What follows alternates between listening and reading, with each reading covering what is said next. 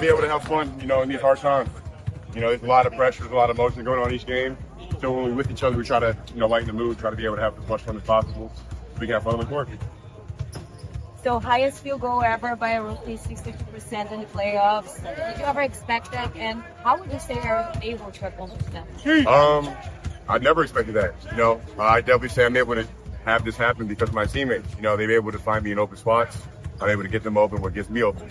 Being able to have amazing talents like Luka and Kai on the team just makes my job so much easier. I get them open and then they get me open. So it's just a tandem of being able to just help each other out. It's a dream come true, kind of, just to be able to have your rookie year go this way, to be the Western Conference Finals. You're up 2-0, back to home now. Do you ever just kind of reminisce on how surreal this is? I definitely look back to the start of this NBA season and thinking I wouldn't have thought I got this far. I wouldn't have thought that this season would have went this way where I'd be able to be in this position. I never thought coming into my rookie season we'd be able to get this far. I'm greater. I'm just trying to be able to learn. I'm trying to be able to take advantage of as much opportunity as possible. Like I said before game 2, going in with this underdog mentality, like playing like we're down. Do you still have that mentality heading into this one? We definitely have to. We got to come out and throw the first punch. Because whenever we come out, we eat into the game. That's when we find ourselves having our trouble in the game. When we come out, we know what we have to do. We dictate what we have to do. When we execute, that's when we play our best, and that's when we ever walk out on top. Hard sometimes for you. How are you finding strength and going on and playing better for others? That's a real hard question. I definitely say that my teammates have helped me tremendously. Being able to have my family come down to watch the game. But it's extremely hard. It's definitely extremely hard to have such a taxing thing happen in your life. That's a part of me left me. I'm not able to be myself because I have my mom with me or my dad with me. But it makes me just want to fight that much harder. I'm able to have both my mom and my dad watching over me and watching my back. I feel her every time I'm on the line, every time I step on the court. I feel close to her when I'm off the court. So it just makes me want to be able to just try to excel, try to perform at my best. Minnesota has the #1 defense. The defensive player of the year playing center. You guys have been able to do a lot of backdoor out-of dunks. What's the key to that play? Pace. A lot of it comes down to us being able to try to get to run our offense before they can set their defense. And whenever we're able to do that, we're able to get on a run. That's when we find our open baskets, our open point threes, even our trail threes. Just being able to try to find our easiest buckets and being able to just kind of keep us afloat. There's times when the game gets close, and that's when we lock in to be able to just execute from play to play. But whenever we're out there in the middle of the game, we're trying to be able to run with pace, trying to be able to get out there, get open shots, and have fun.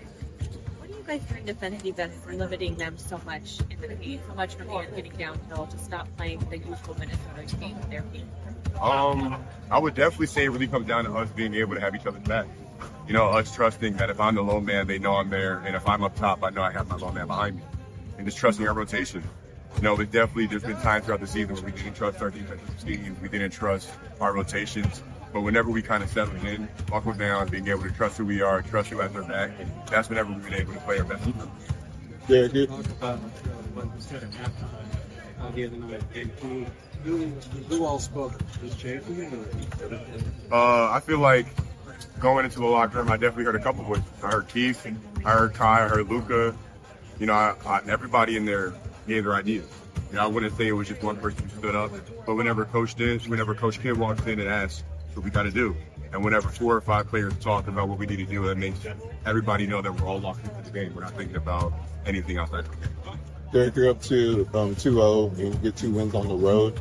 How do you find that balance of celebrating the wins and that you're executing the game plan, but also staying poised where you don't get complacent with a series lead? I think it really comes down to labeling what emotion you're going to use. We can be happy that we've won 2-0, but we can't take our foot off the gas. We can't just think that the job's finished because the job's not finished. There's a lot of things that can go down because if we won 2 at their house, then they're going to think that they can win 2 at our house. So it's going to be able to come out here and just have our foot on the gas. Being able to kind of throw the first punch, throw the second punch, and take a punch and then throw one right back. It's really going to be able to come down to this game. You already both games you trailed, and especially less than 18 points. How do you think that you can do better? Is there anything that you think you can do better? I definitely it comes down to us taking care of the ball, us being able to find open shots, and us being able to trust one another. You know, we know that if no matter if it's a 20-point lead, a 25-point lead, they either can come back or we can come back. So just being able to just, no matter if it's the first quarter to the fourth quarter, you got to keep your foot on the gas. If you take your foot off the gas and let them to get some confidence, they're going to get back into the game because everybody in the NBA are amazing players. You know, you have to be a certain caliber of player to play in the NBA. So no matter if you give them a little energy to breathe, they're going to be able to just flourish.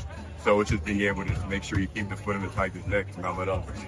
You already had the chance to talk to Dereck Lively to get some advice how it was to go through the process. I've definitely gotten some tips from Dirk, from Tyson. I haven't spoken directly to Dirk. You know, I hope to see him at tonight's game. But whenever he comes out, I feel like it's a respecting of everybody knows the need to try the best.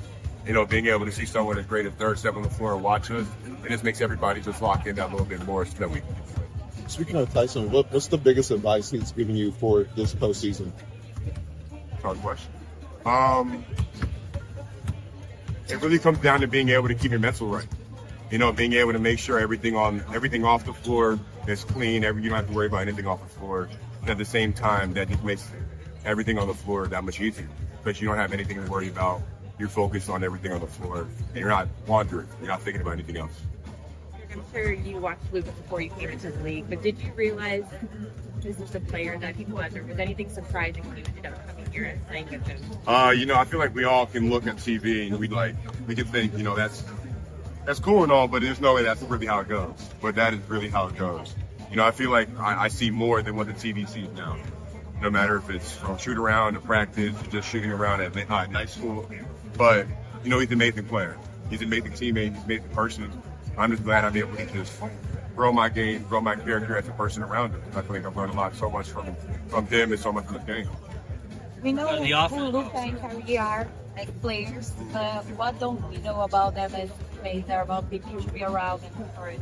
I'm 20 and we think I act the youngest, but I don't act the youngest. I can definitely tell you that. You know, they're always just trying to be able to they're leaders, but they also try to know whenever they keep the energy light, whenever to keep positive energy whenever there's negative times going on. You know, I feel like they've stepped up as leaders throughout this year, throughout this postseason of making sure that we all are not complacent. You know, whenever we look back at Luka hitting the 3-point shot, at the same time we're all celebrating on the bench and on the sidelines, but Luka and Kai are telling us it's not finished. We still have time on the clock and we got to be able to get this win, we got to be able to get the stop. Just being able to have players like that just makes everybody stay locked in the game, no matter if it's warm-up lines or even after the game at media. We're always focused about the game. We're always just tuned in to what we have to do. Thank you.